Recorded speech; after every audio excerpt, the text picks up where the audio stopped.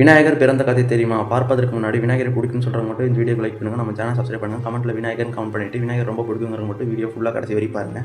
ஒரு நாள் கைலாயத்தில் சிவபெருமான் இல்லாத பொழுது பார்வதியார் குளிப்பதற்காக சென்றார். போது தனக்கு ஒரு மகன் இல்லை என்று மிகவும் வருத்தப்பட்டார். போது தான் குளிப்பதற்கு வைத்திருந்த மஞ்சளை வைத்து தனக்கு ஒரு மகனை உருவாக்கினார். அந்த மகன் உயிரிழத்தார். அவன் அழகிய பாலகனாக மாறி வந்து தாயை என்று அழைத்தார். பார்வதியார் மிகவும் மகிழ்ச்சி அடைந்தார். அவனுக்கு விநாயகன் கணேசன் என்று பெயரை வைத்தார். அப்போது சரி நான் குளித்துட்டு வருகிறேன் என்று பார்வதியார் சென்றார். அப்போது விநாயகர் காவலுக்காக நின்றார். அப்போது சிவபெருமான் அந்த இடத்துக்கு வந்தார். வந்தது அவன் தந்தை சிவபெருமான் என்று தெரியாமல் விநாயகர் சிவபெருமானை அனுமதிக்கவில்லை. சிவபெருமான் தன் இடத்துக்கே வந்தார். பிறகு நந்தி அனுப்பினார். நந்தியுடன் விநாயகர் சண்டை செய்தார்.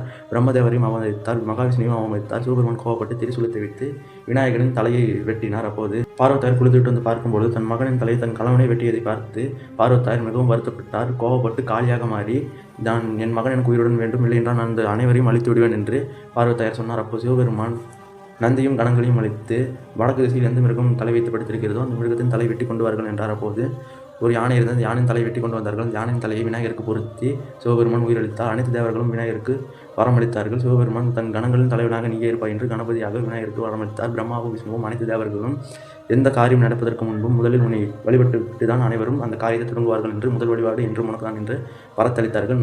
முழு கதையின் லிங்க் கீழே கொடுக்கப்பட்டுள்ளது. அனைவரும் தொட்டு அந்த வீடியோவை பாருங்கள்.